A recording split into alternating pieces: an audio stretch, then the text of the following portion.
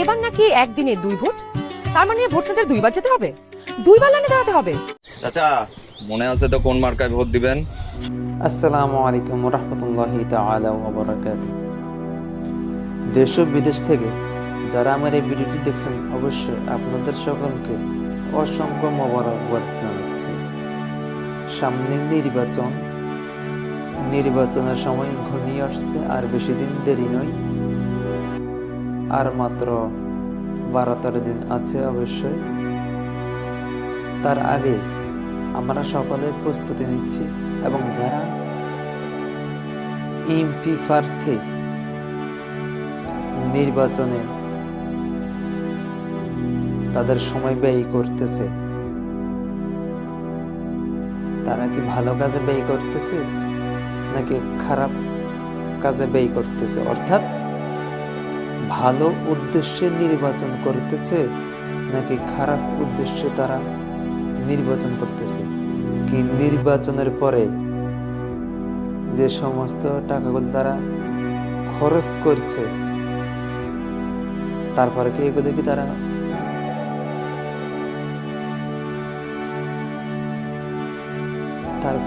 এগুলো জনগণের কাছ থেকে তুলে নিবে, টাকা আদায় করে নিবে? আপনি কি বলে মনে করেন? যদি আপনি এটাই মনে করেন যে নেতা নির্বাচনে জয়ী হয়ে নির্বাচনের পরে আপনার পকেট থেকে হাতিয়ে 10 টাকা, 20 টাকা, 100-500 টাকা করে নিয়ে যাবে, ওই নেতাকে আপনি বয়কট করুন না এখন থেকে। যে নেতা সমাজের জন্য কল্যাণ আসবে না, কল্যাণময় হবে না, ওই নেতার দরকার নেই, যেইখানে হোক না কেন বাংলাদেশের। এবং বর্তমানে জামাত বিএনপির মধ্যে ও এনসিপি যে হট্টগোল শুরু হয়ে গেছে, তা বলা মুশকিল। আমি এখন ভিডিওটা করতেছি শুক্রবার রাত প্রায় 2টো বাজে। নোয়াখালী হাতিয়া 6 আসনে বিএনপি এবং এনসিপির মধ্যে হট্টগোল শুরু হয়ে গেছে বিকাল 5টার দিকে শুক্রবার। কিন্তু এই যে আমরা জনগণে যে মারামারি কিলিকিলি এই সমস্ত কার্যকলাপ যে করতেছি, আমাদের ফায়দা কি? একটু বলুন, কোনো ফায়দা আছে? আমার মনে হয় না কোনো ফায়দা আছে। হ্যাঁ, কিন্তু যারা এমপি মন্ত্রী যারা আছেন উপরের লেভেলের, তাদের ফায়দা আছে, তাই না? আমরা মারামারি করি, আমরা ভাই বোন, আমাদের কি ফায়দা?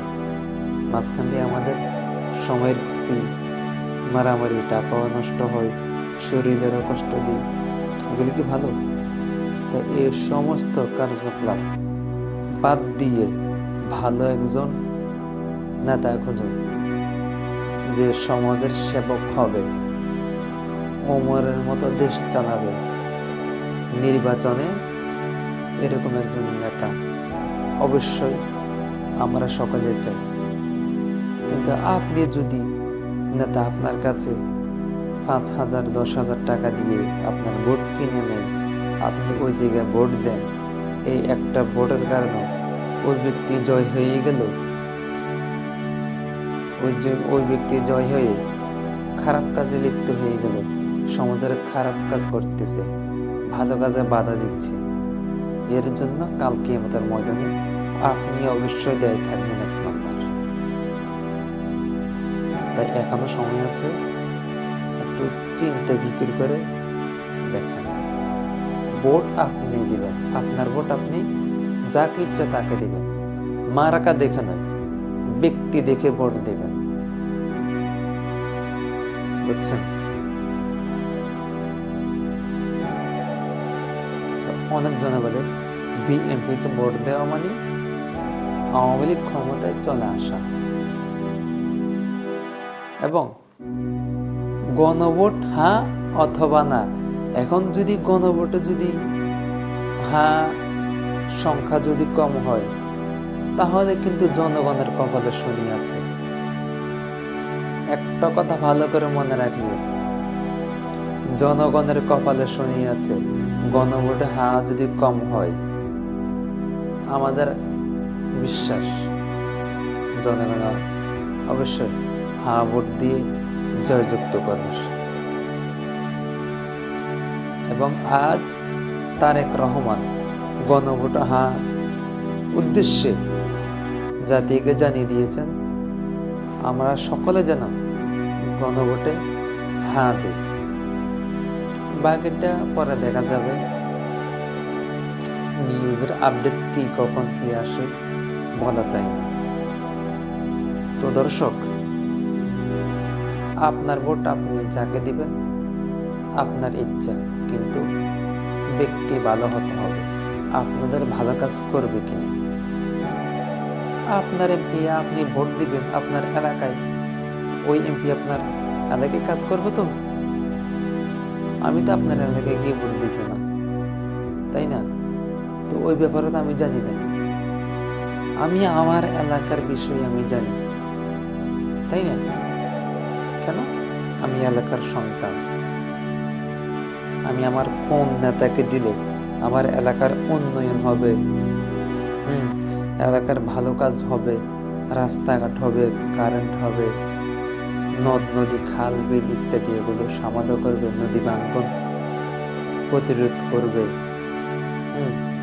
যেটা হোক না কেন আপনার এলাকায় যে সমস্যা আছে এগুলো ঠিক করবে, আপনাদের কথা শুনবে, আপনার কথা সরকারের কাছে বার্তা দিয়ে পৌঁছিয়ে দিবে। এইটা তো আমরা চাই, নাকি নাকি আমরা মারামারি চাই? আপনি মারামারি চান? তাহলে তো দর্শক, নির্বাচনের ব্যাগে আচ্ছা একটু চিন্তা করো, ভালো একজন নেতা দেখে ভোট দিন। তো যারা এখনো চ্যানেলটি সাবস্ক্রাইব করেন নাই, আপনাদের কাছে অনুরোধ করব চ্যানেলটি সাবস্ক্রাইব করে দিবেন এবং শুরু থেকে শেষ পর্যন্ত কথাগুলো একটু মনোযোগ সহকারে শুনবেন। তো ভিডিওটা এই পর্যন্ত ছিল, দেখা হচ্ছে পরবর্তী কোনো ভিডিও নিয়ে। সেই পর্যন্ত সকলে ভালো দেখবেন, সুস্থ থাকবেন এই কামনা করছি। আসসালামু আলাইকুম ওয়া রাহমাতুল্লাহ।